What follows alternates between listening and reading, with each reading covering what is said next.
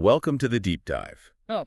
Today, we're going to explore something Oh, cool. that sounds like it's straight out of a sci-fi movie, how the Chinese military is looking to potentially use brain science and biotechnology to gain an edge in future warfare. It's certainly pushing the boundaries of what we typically think of when we imagine warfare. Our source material for this deep dive are excerpts from Minds at War, China's Pursuit of Military Advantage Through Cognitive Science and Biotechnology. Right.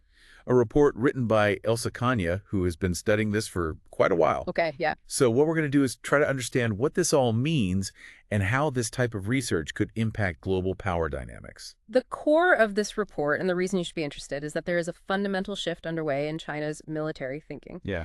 They're moving away from simply building up their tech infrastructure and cyber capabilities, which they call informatization, and towards what they're calling intelligentized warfare. So what does that actually mean? What is intelligentized warfare? Think of it this way. It's a move from simply having information to using artificial intelligence to analyze and predict, and potentially even manipulate information on the battlefield and even beyond. So if you're thinking this sounds like something out of a spy thriller, Oh, yeah. you wouldn't be wrong. Definitely not. And this shift seems to be driven in large part by Xi Jinping himself, right? It seems that way. The report quotes him as saying, in circumstances of increasingly intense global military competition, only the innovators win.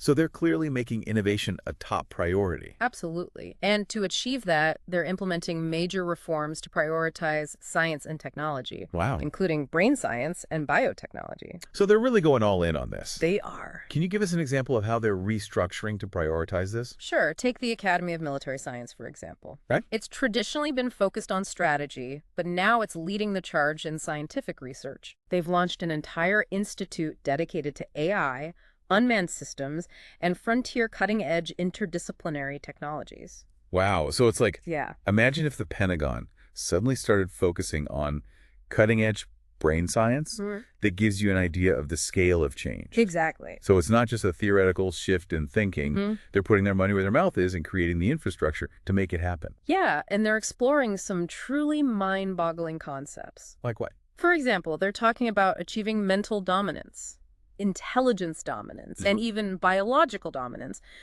These aren't just buzzwords.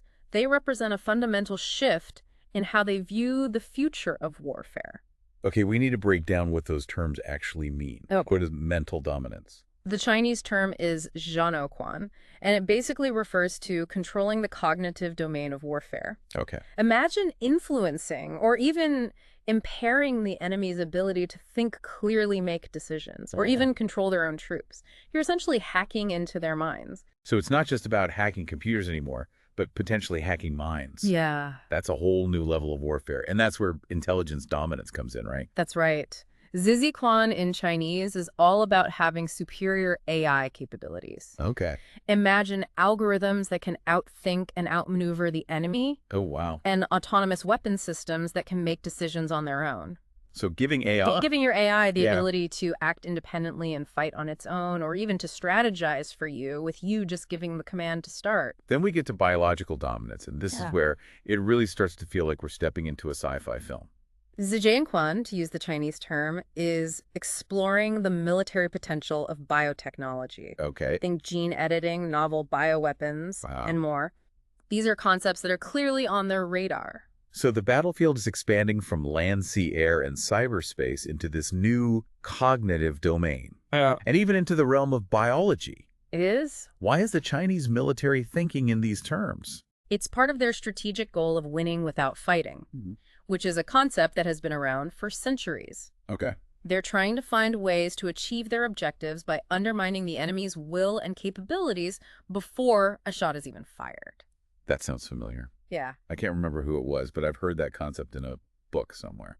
You might be thinking of Sun Tzu. Oh, right. He was a Chinese general and philosopher who lived around the 5th century BC. Yeah. He wrote a famous book called The Art of War, which is still studied today by military leaders and business executives alike. Okay. In it, he emphasized the importance of strategy and deception in warfare. So subduing the enemy without fighting. Exactly. But this report we're looking at today indicates They're not just talking about it. Right? They're actively investing and restructuring their military to make these things happen. They are. It's a comprehensive effort to achieve what we used to only imagine in science fiction. It's a powerful reminder that the future of warfare is being shaped right now. And it's happening at a pace that's hard to keep up with. Okay, so we've set the stage. And it's pretty clear that the Chinese military is serious about pushing the boundaries of what's possible in warfare. Yeah. But how exactly are they doing this, and what does it mean for the rest of the world? Let's dive into some specific examples. One area where the Chinese military is making significant investments is artificial intelligence, or AI. Okay. But they're also acutely aware of the limitations of AI. Yeah, that makes sense. Yeah. AI can be vulnerable to hacking, can make mistakes. Right. And there are a lot of ethical discussions happening globally about autonomous weapons and giving machines too much power. Exactly. So within the People's Liberation Army, or PLA, there's a big discussion about how to balance human and machine intelligence in warfare. That makes sense. Yeah. This has led them to explore something called brain-machine fusion. Brain-machine fusion. That sounds pretty intense. What does that even involve? Essentially, they're looking at using technology to augment and boost human cognitive abilities. It's like giving soldiers a mental upgrade to process information faster, make better decisions, and potentially even become more resistant to things like psychological manipulation. So rather than replacing humans with AI, they want to combine the strengths of both. Exactly. But you have to wonder what that might mean for the human soldiers involved. It's certainly a fascinating and potentially ethically complex area of research. And it's not just theoretical. The report mentioned some real-world examples of how China is exploring these ideas. Yeah. Can you tell us about some of those? Of course. One example is the work being done at the PLA's National University of Defense Technology on brain-controlled robots and vehicles. Wow. They're exploring how to allow soldiers to mentally control machines on the battlefield, extending their reach and capabilities. Imagine a squad of soldiers mentally linked to a pack of robot dogs, scouting ahead and relaying information directly to their minds. It's kind of like a real-life version of those brain-computer interfaces you see in sci-fi movies. Yeah. But in this case, it's being developed for military purposes. And it's not just robots. The Academy of Military Medical Sciences is using macaques, a type of monkey, to study implant-based brain-machine interfaces. Why are they using macaques for this research? Well, their brains have a similar structure and function to human brains, making them valuable subjects for studying how these interfaces work and could potentially be adapted for human use. So they're working on technology that could eventually allow humans to directly interface with machines using their thoughts. Yeah. It's amazing to think about the possibilities, Yeah. but it also raises some serious ethical questions. You're right about that. It's a fascinating field with a lot of potential benefits, but also potential risks that we need to carefully consider. And this research into brain-machine fusion is just one piece of China's larger strategy in brain science. Let's talk about that bigger picture then. Didn't they announce something called the China Brain Project? Yes. What is that all about? The China Brain Project is a massive national initiative. It's aiming to become the world leader in brain science research. Wow. It's been compared to the Human Genome Project in terms of its scale and ambition. So this isn't just about military applications. It's about advancing brain science as a whole. Right. But I imagine the military applications are a significant driver of the research. Absolutely. What's particularly interesting is the focus on the intersection of brain science and AI. Okay. They're trying to both understand how the human brain works and replicate those functions in AI. So it's about pushing the boundaries of both biological and artificial intelligence. Is this connected to that concept of intelligence dominance we were talking about earlier? Exactly. By understanding and replicating the brain's functions, they believe they can create more advanced AI systems that can surpass human capabilities in key areas, potentially giving them that intelligence dominance they seek. It really highlights the potential for a blurring of the lines between human and artificial intelligence in the future. It does. It makes you wonder what the future holds when we're able to essentially recreate the capabilities of the brain. It's a fascinating and complex question, and one that we're only just beginning to explore. Right. But the China Brain Project is a clear signal that China is serious about leading the way in this field. Okay, we've talked a lot about brain science and AI, but the report also delves into another area that's rapidly advancing: biotechnology. How is China approaching the military applications of biotechnology? Biotechnology is another major area of focus for the Chinese military. Okay. They're exploring everything from using bioengineering for cleaning up battlefields to developing new bioweapons and medical treatments. It sounds like they're looking at the full spectrum of possibilities, from environmental applications to things that could potentially be used as weapons. Exactly. They see biotechnology as a key to achieving biological dominance, Right. which, as we discussed earlier, involves leveraging biology to gain an advantage in warfare. It's incredible to think about the potential of biotechnology, but it's also a bit unsettling, given the possibility of it being used to create new and more destructive weapons. You're right to be cautious. The potential for misuse is certainly there. It's important to remember that technology itself is neutral. It's how we choose to use it that determines whether it's a force for good or for ill. So with biotechnology, Yeah. like with any powerful new technology, it's crucial that we consider the ethical implications and work to establish guidelines for its responsible development and use. I agree. The potential benefits of biotechnology are vast, but we need to be mindful of the potential risks as well. Are there specific examples of how the Chinese military is exploring the use of biotechnology for military purposes? There are indeed. One example that gets a lot of attention is gene editing. Specifically, they're interested in using CRISPR, Oh, a revolutionary gene editing technology right. for what they call human performance enhancement. Okay. They see the potential to create soldiers who are stronger, faster, more resilient, and potentially even immune to certain diseases. Genetically modified super soldiers. It sounds like something out of a comic book. It does, doesn't it? Yeah. But it's important to remember that this technology is rapidly advancing and the possibilities are becoming more and more real. It raises profound questions about what it means to be human and the ethical implications of manipulating our genes for military purposes. Where do we draw the line? It's a crucial question that we need to be discussing now as this technology continues to develop. Okay, so gene editing is one area of interest. What other aspects of biotechnology are they exploring? Another key area is synthetic biology. Okay. This involves engineering new biological systems that don't exist in nature. Wow. It has the potential to revolutionize everything from medicine and agriculture to material science. So it's essentially designing and building new life forms from scratch. In essence, yes.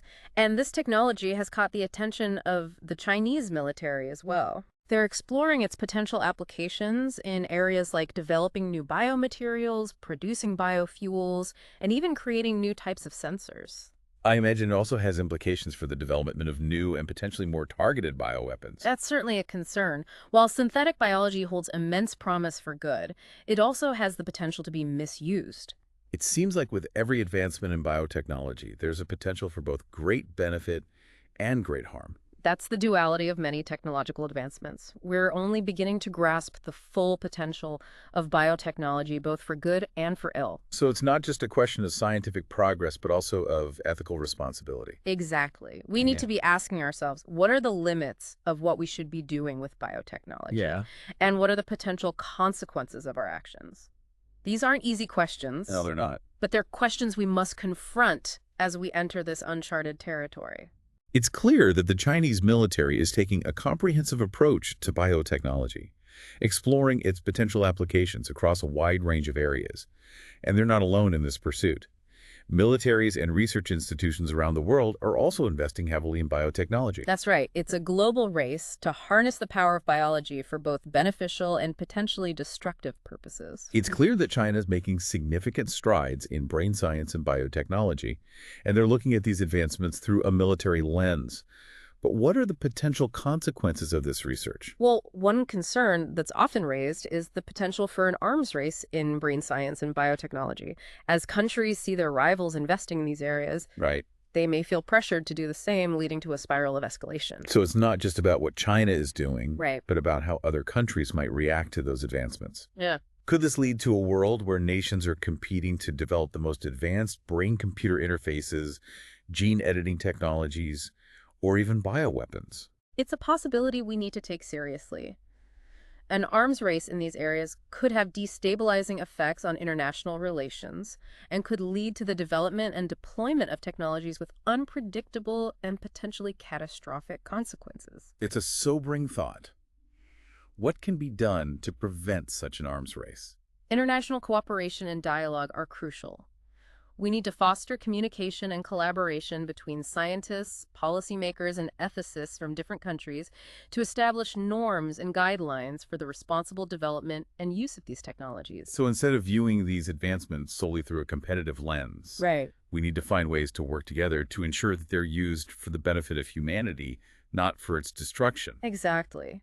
These technologies have the potential to address some of the world's most pressing challenges, from disease and poverty to climate change. But they also have the potential to exacerbate existing inequalities and create new forms of conflict. It's up to us to decide which path we want to take. That brings us to the ethical considerations surrounding this research. There's been a lot of discussion about the potential downsides of brain-computer interfaces, gene editing, and other technologies. What are some of the ethical challenges that we need to be thinking about? One of the most fundamental concerns is the potential for these technologies to erode human autonomy and privacy.